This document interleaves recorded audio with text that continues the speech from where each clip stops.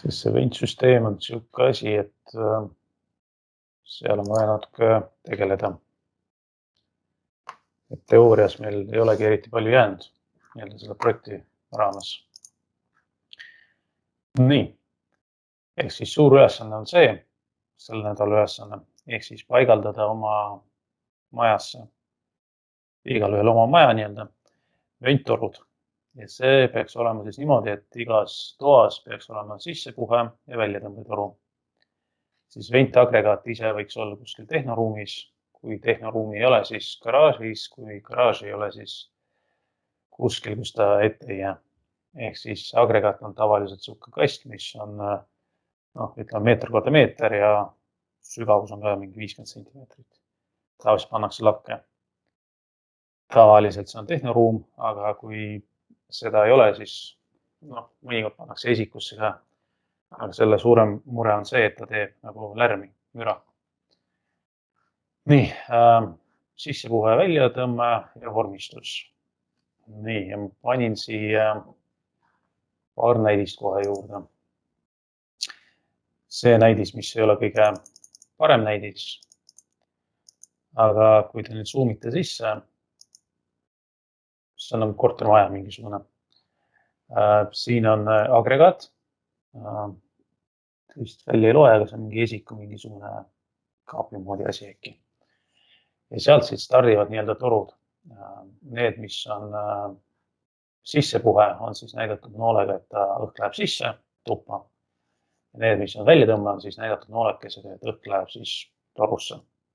Ehk siis läheb agregaat ja siis välja. Põhitee on selles, et värske õhk tuleb sisse, teda pärast soojendatakse natukene, siis läheb tubadesse, käib toas mingi ringi ära, ja siis läheb väljatõmbest sisse, siis läheb tagasi agregaati ja tavaliselt kuhugi tagasi jõua. Ehk siis tähtis on genereerida ringlus. Ja siis, mis te veel siin äkki panete tähele või mitte, et proovitakse, et need torud ei ristuks, sest läbimõõt on 125 ehk siis 12,5 sentimeetrit. See on kõige väiksem toru, mis on. Ja kui te panete 12 sentimeetrit üksteise peale, see on juba üle 30 sentimeetri, sest lisaks veel kinnitused ja muud asjad. Ja kui te olete kunagi mingis vanas majas käinud, isegi meie majas, siis te olete tähele pannud, et mõnikord see ripplagi nagu langeb. Ehk siis arusaamatu põhjusel järsku läheb nagu allapool natukene ja siis läheb tagasi ülesse. Mis on meie maja üks suuremaid. Nii et ma vaatan äkki, ei usu see. Ei, see pilt. Kui te panete tähele, ma spetsiaalselt võtsin selle meie maja veitosa, sest kui 118 on siin nurgas, siis äkki olete tähele pannud, et siin kuskil, praktiliselt ukse taga on sihuke koht, kus veittoru tuleb nagu laest alla poole välja. See ei ole kõige ilusam lahendus. See on just tehtud sellepärast, et laed on erineva kõrgusega ja on vaja toru tuua tuppa. Siin on siis meie maja torud. Aga siit võib-olla on sihuke hea asi, mis meelde jätta, et on sihuke üks trass, mis jookseb keset koridori kuhugi välja ja siis sealt siis on siis igasse tuppa toodud toru. Üks on siis sissepuhe, mis antud juhul on sinist värvi ja väljatõmme siis punasega. Ehk siis, kui teil on teie maja plaan on selline, mis on vähe piklik või on äkki tehtud samamoodi, et koridori siis toad on siis mõlemalt poolt, te võite samamoodi kasutada, et peatrass teete ta näiteks 200 läbimõõt ja siis 125-ga toote torud välja. Aga miks siin osad torud on nagu laiemad ja osad on nagu kitsamad? See on see, et see õhuhulk, mis tuleb siit toast näiteks siit, mis on see arhiivi moodi asi. Siin te ei näe muidugi, aga see on üliväike toru, arvatavasti 100. Siis siia juurde liidetakse söekabinet, ehk siis läheb juba paksemaks. See on summuti, siis näete, umbes siin kohas liidetakse juba nii palju, et toru läheb aina paksemaks ja paksemaks.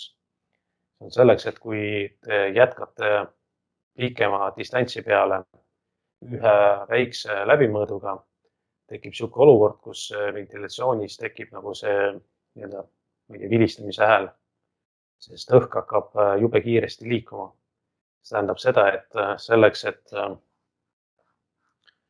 see agregaat on seal kuskil teises kohas, ta peab ju õhu tõmbama siit nurgast, kõige taugumisest nurgast. Ja kui see toru läbimõõt on ühe suurusega, siis tekib siuke olukord, kus siin kuskil keskel, kus on piisavalt palju tarbijaid ehk siis tube, tuule kiirus peab olema ülikiire, et saada ka õhku siit tagumisest toast. Ja selle vältimiseks siis tehakse torud astmeliselt tehakse väiksemaks.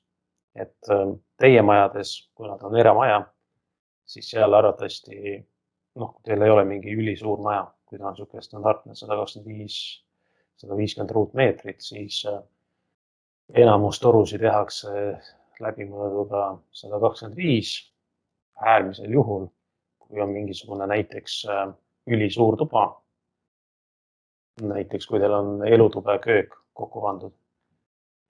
Selle asemel, et tuua seal mingi 4 otsa, kui tahetakse nüüd 1 otsa tuua, siis pannakse 200 toru. Aga eramajades on see probleem, et tavaliselt need torud on laetagused, ehk siis laedaga peidus. Ja kui toru on läbimõõt on ülisuur, siis see lagi peab nii palju allapoole tulema ja see ei ole ilus enam. Ehk siis teie võtke endale läbimõõduks 125. Oletame, et kuskil agregaat on siin tehnoruumist, jookseb 125 toru ja võtab endale mingi 2-3 toru. Et kui te tulevikus lähete ventilatsiooniga edasi, projekteerima või midagi, siis need torud pannakse eraldi programmiga, mis arvutab selle läbimõõdu ise välja.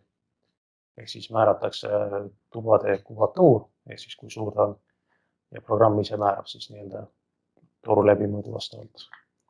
Ja viimased need, mis on ilmtehnoloogia tehtud, siis ta annab ka kõikide nende torude, juppide, spetsi ka ette kohe. Aga meie mõttes meil on rohkem mitte ventilatsioonitööd, meil on rohkem automaatikutööd. Meil on lihtsalt vaja torusi ja sisse kohe välja tõmba torusi. Siin üks linkidest on ka toodud projekt, kus on teksti osa ja see joonis on siin allpool kuskil. Ma soovitan teile samamoodi teha värviliselt, ehk siis mis värve te kasutate, see ei oma eriti tähtsust, aga punane, sinine on siuke hea number või hea värv, võiks seda kasutada. Nii, ma võtan selle ühe toa ette, et kui te mäletate selle joomise peal, need veit restid on praktiliselt suht lähedal üksteisele. See tähendab seda, et õhk tuleb siia sisse, siit ja kohe siit kõrvalt läheb minema tagasi. Ehk siis need inimesed, kes istuvad siin akende all, see keskne sektor, siis nemad ei saa üldse õhku. Ja see on see põhiprobleem meie majas. Et teoorias võiks olla nüüd selline, et need torud võiksid olla võimalikult kaugel üksteisest. See tähendab seda, et tekiks nagu ringlus, et kui siit õhk tuleb sisse tubadesse, siis ta võtab maksimaalselt õhku kaasa ja läheb uuesti välja. Kui te panete kõrvuti, siis õhk läheb kohe sisse, kohe välja. Ja siis teised ei saa mitte midagi. Ja muidugi igaüks peaks vaatama oma maja plaani, kuidas tal seal see mööbel on, kuidas kapid on ja kõik muu. Mis ei ole soovitav on see, et panna need, näiteks kui ta siin keskel on voodi ja panete selle venttoru endale kohe siia voodi peale. et just sellepärast, et ei ole hea, kui te nagu magate ja siis puhub teil õhku siis nagu kogu aeg peale. Prooviks seda vältida. Noh, kui kabinet seal võib-olla ei ole nii hull asi, et mõnikord jällegi ei ole soovitav, kui see tulevikus on teil see ventilatsioonisüsteem seotud näiteks jahutusega või konditsioneeriga, et see külm õhk puhuks teile pähe või kaela või midagi. Prooviks seda nagu vältida, aga igaüks vaatab siis nii-öelda oma plaani. Mis veel võiks nii-öelda soovitada on see, et kui teil näiteks on mingi vähe suurem tuba, selle all ma mõtlen siis näiteks köök-elutuba, te võite selle köögi-elutoa mõtteliselt jagada pooleks või kus see piir enam jookseb, siis elutoale teha oma otsad, sissepuhe välja tõmba ja siis köögi otsale teha teised. Lisaks, mis võiks ka veel teha, kui te tahate, siis te võiksite selle kubu ehk siis pliidi peal oleva väljatõmbe saata mitte üldsüsteemi, vaid kohe õue. Sest põhiprobleem on see, et kui te seal valmistate toitu, siis tavaliselt seal on need lõhnad ja õhus on need osakesed. Kui te saadate selle üldventsüsteemi sisse, siis seal olevad filtrid kohe ummistuvad, sest nad ju filtreerivad õhku. Kui te praete seal mingisuguse, mis te praadida võite, mingi kala või kana, siis lõhnad, see on ju osakesed õhus. See tähendab, et see filter ummistub. Nii, siis ma vaatan, mis veel oli. Panin mitu linki. Seda veel vaatasime.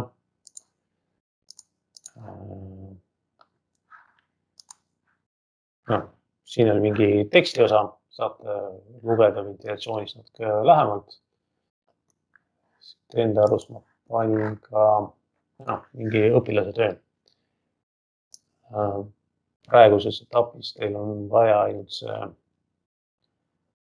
see lõpp nii-öelda teha. Ehk siis, mis te näete? Esiteks, mis ma olen soovitanud, et kui on võimalus, tehke see alusplaan, ehk siis majaplaan nagu helehalliks näiteks. See tähendab seda, et ta ei domineeriks teie joonise peal, sest meil on tähtsad nii-öelda torud. Nii, siis siin on kuskil agregaat. Muidugi võiks kirjutada, et see on agregaat. Tal on üks väljast tuleva nii-öelda sissepuhe ja väljatõmbetoru. Siin agregaadis on juba järgmise semestri teema, midagi toimub ja õhk hakkab liikuma mööda majali ringi. Liigub ja põhimõtteliselt läbib kõiki tube. Ja siis toas laes on kuskil siuksed ümmargused ventilatsiooniklapid. Ma arvan, te olete neid näinud, te võib-olla ei ole tähele pannud, aga kuskil kontorites, avalikus ruumides ikka olete siuksed ümmargused klapid laes näinud. Üks on sissepuhe, teine on väljatõmba. Nii, õhk, see on siis väljatõmba, et märgite ära lihtsalt joonisele, et siin kohas on need ümmargused klapid. Ja siin, mis ma pööran teie tähelepanu seda, et näete siin keskel on see trepiosa. Te ei saa selle toruga läbi trepi minna, sest trepp on ju läbi 2 korruse. Te ei saa lõigata selle pooleks, te peate ümber selle trepi minema, kellel on trepp. Teiseks, proovige vältida nagu ristumisi, sest iga ristumise tähendab, et lagi tuleb allapoole. Ja proovige siis märkida kõik võimalikud toad, mis teil seal on. Kui teil kogemata on 2-korruseline, siis te peate näitama, kus see toru läheb esimeselt korruselt teisele korrusele. Antud juhul need kohad siin. Teisel korrusel, näete, siin on kapp, siin kapi sees tõuseb siis esimese korruse laes teise korruse laeni, ehk siis vertikaalne toru ja siis võtab kõik need ülejäänud toad endaga kaasa. Mida võiks kindlasti teha, et need kohad, kus on niisked ruumid, ehk siis vannitoad, sauna eesruumid, et need kindlasti võiks nii-öelda ventilatsiooniga katta, et selle niiskuse saaks nii-öelda välja tõmmata. Nii, tingmärgid ja kõik see muu, et antud juhul teil neid DCs ja neid asju pole vaja, teil on vaja lihtsalt ära määrata, kus need tuleviku nii-öelda ventilatsiooniklapid hakkavad olema. Kui te tahate mingisuguse special lahenduse, sellel ma mõtlen mingisuguse näiteks teil on garderoob, et tahate sinna teha mingi ventilatsioonisüsteemi. Noh, et riided nagu tuulutaks natukene, siis peate sinna ka tooma.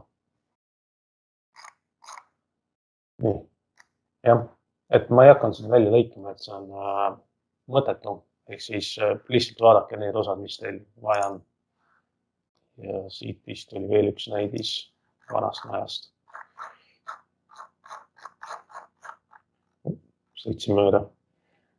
Nii, ehk siis jällegi, kuskil on ventagregaat tehnoruumis, sealt siis jookseb nii-öelda dress ja igasse tuppa nii-öelda on pandud mingi arv klappe.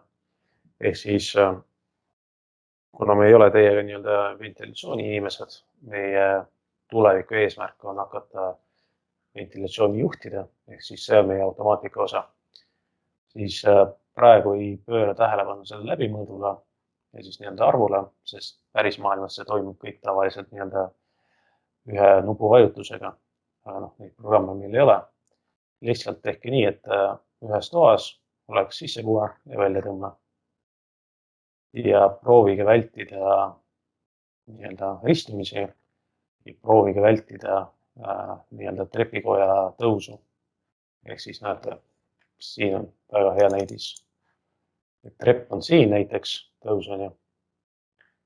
No, siin on hästi näha, aga siin on trepp ja siis need torud täpselt jooksevad selle trepi keskelt läbi.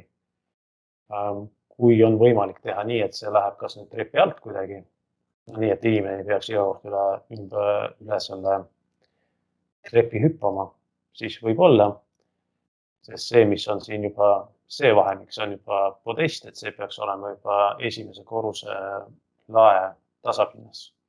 Aga need kohad on väga kaheldavad. Et kui õnnestub siis ümber trepi minna või siis ma arvan, et siin lihtsalt oli trepi alt proovitud minna. Aga lihtsalt, kui te saate, vältige need nii-öelda minekud trepi juurest. Nii, ega rohkem ma ei oska isegi teile midagi pakkuda. Ehk siis võtate majaplaani, vaatate nii-öelda kaugelt, kõige tähtsam, et vaadata kaugelt, kuidas see toru võiks minna, nii et oleks võimalikult vähe ristumisi. Et see on tähtis.